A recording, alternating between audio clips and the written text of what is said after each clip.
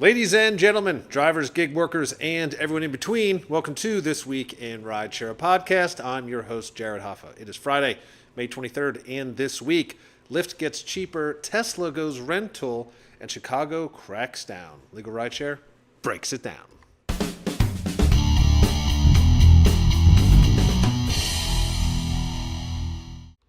And from Legal Rideshare, I'm joined by the co-founder and lead attorney, Bryant Greening. Bryant, happy Friday.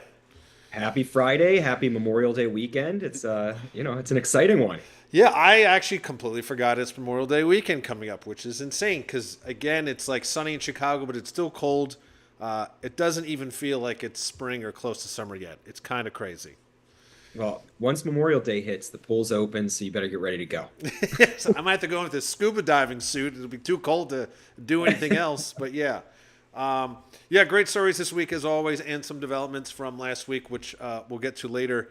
But we're going to jump into the first story here. Lyft is bringing back shared rides, and this is from Bloomberg.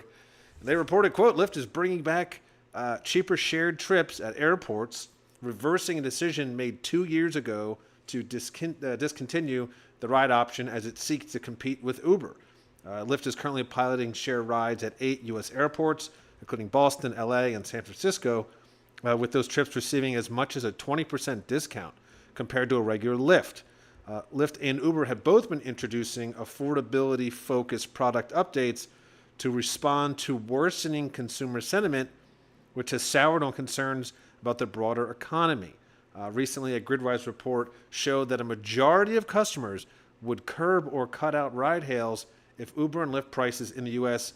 increased further beyond a 7.2% jump in 2024. So actually, it looks like, Bryant, there really is a ceiling for riders. They're willing to pay for so much, but even at some point they're saying no. So it's interesting that they're now bringing back the shared rides.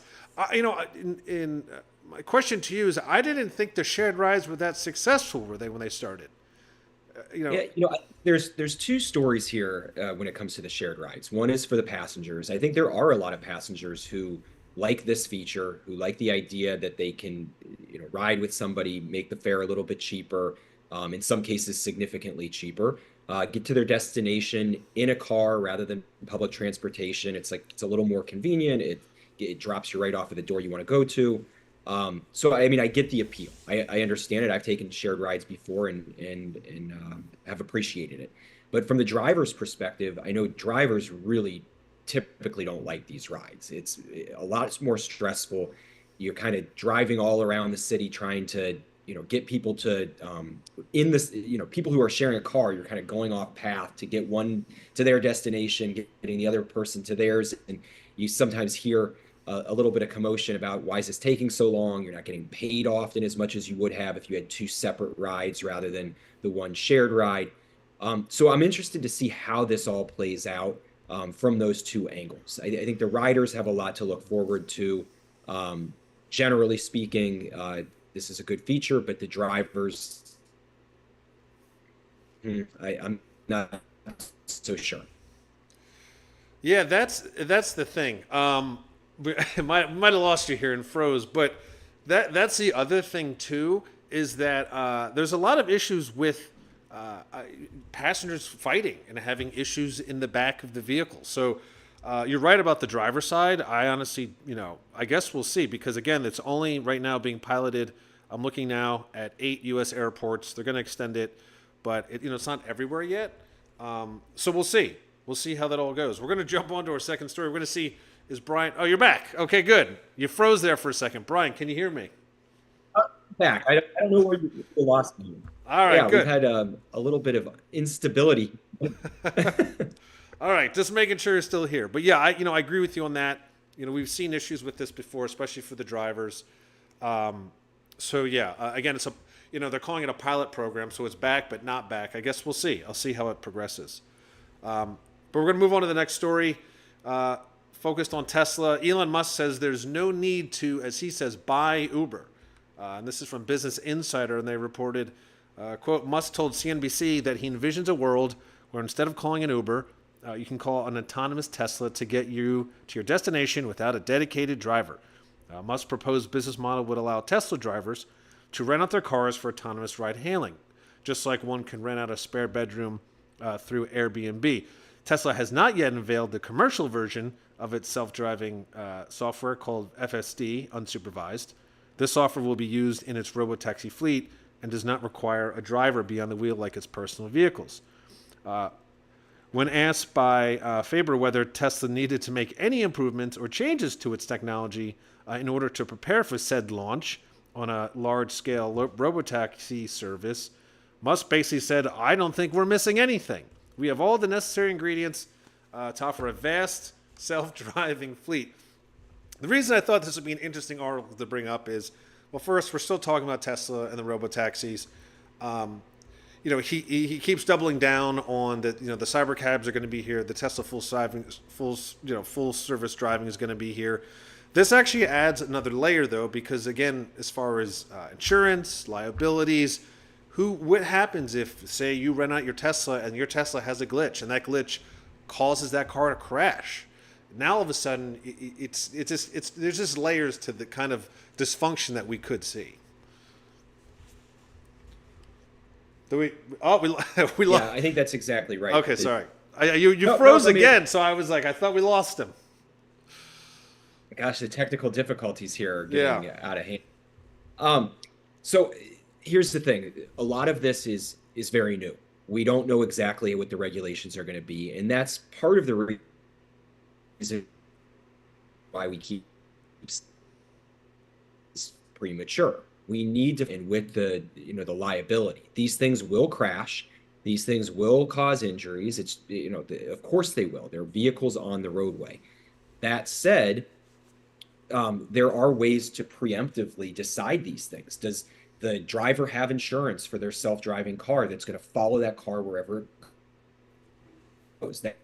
That's a simple path. The other outcome could be, does the driver have, or does the company have insurance that follows the vehicle when it's being used commercially, kind of like what Uber does now? That's a reasonable path as well.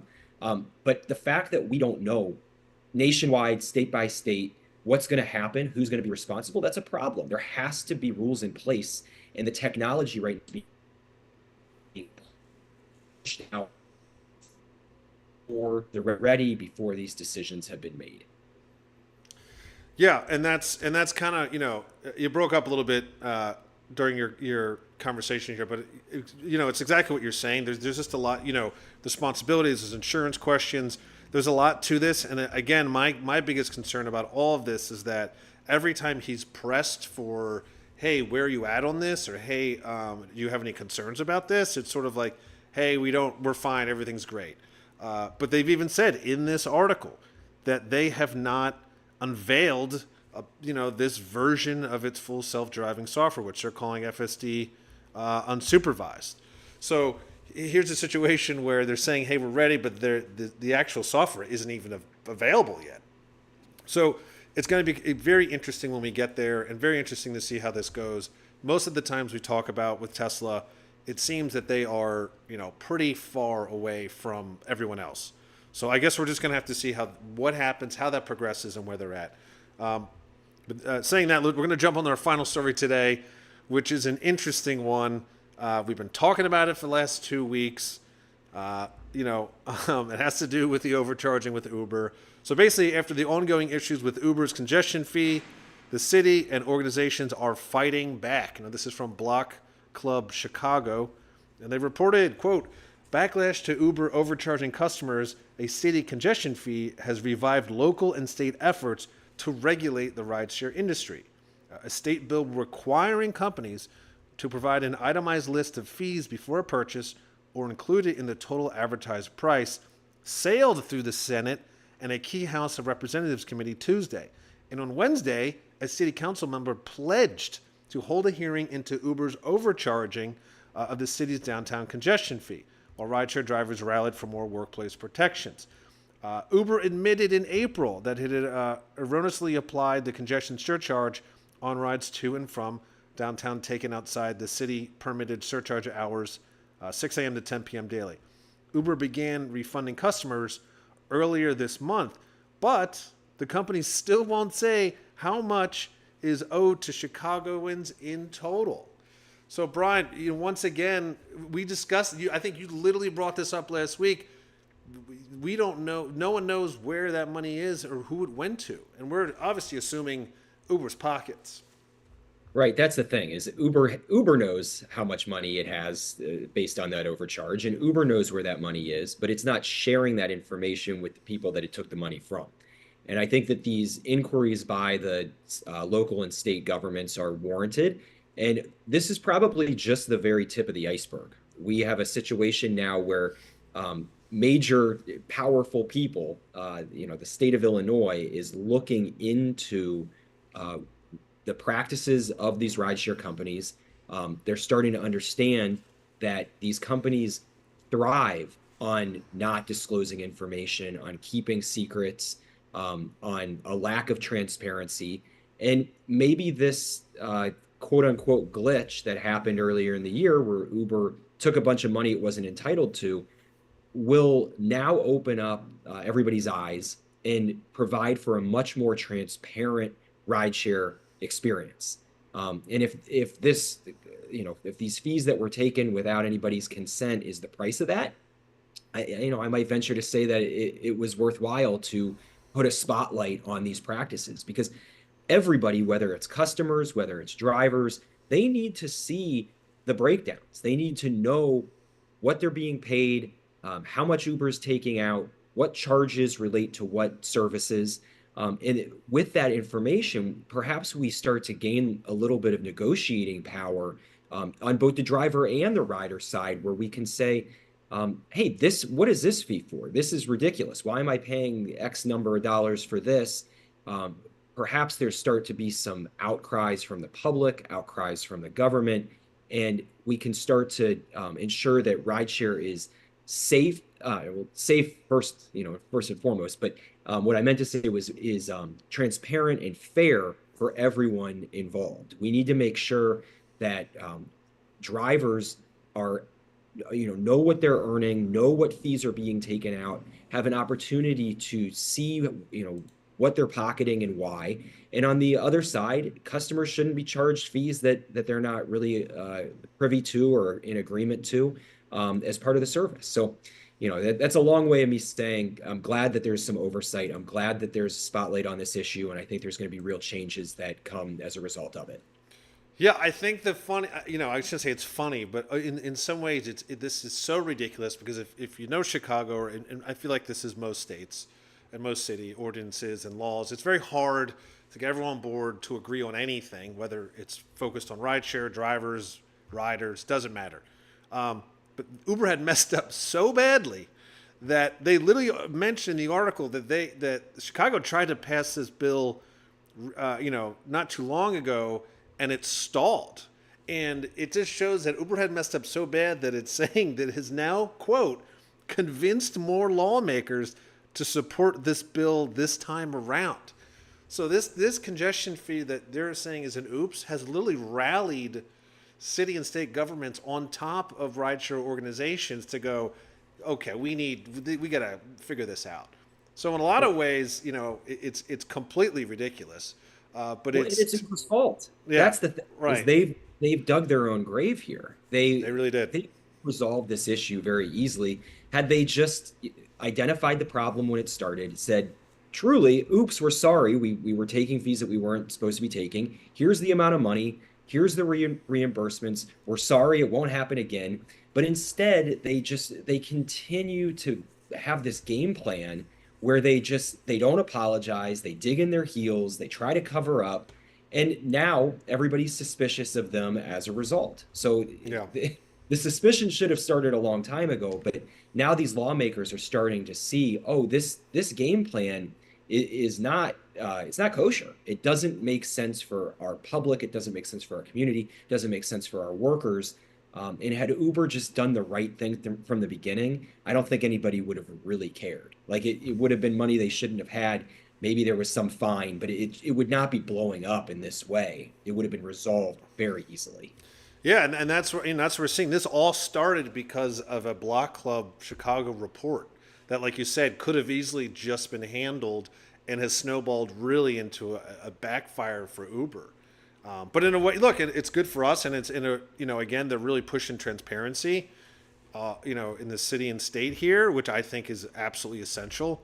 And so, again, I said this last week. I'm sure by next week we're gonna have another update on this, because it just seems it's not cooling down. I think everyone's just really angry at this point, and they want answers. They want change. Yeah, it's happening so fast. By this time next week, we might not have a new story. We might have a new law. Yeah, I mean, really, it really is that quick. It's very possible. So that is the stories this week. But of course, Brian, I'll give you the final say before we head into Memorial Day weekend. Yeah, wishing everybody a happy and healthy holiday weekend. But should something happen, should you find yourself in an accident and injured on the roadway, please give us a call. Our lawyers are always offering free consultations. We're always here to provide information about how to have a successful injury accident claim.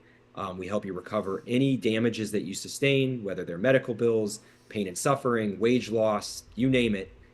Please reach out to us. Claims do not get better with time, so time is of the essence to get that consultation. All of our information is on our website, LegalRideshare.com, and we are standing by, ready to help. Awesome. Thank you, Brian. And as I like to say, that is the end of this week in Rideshare. See you next week.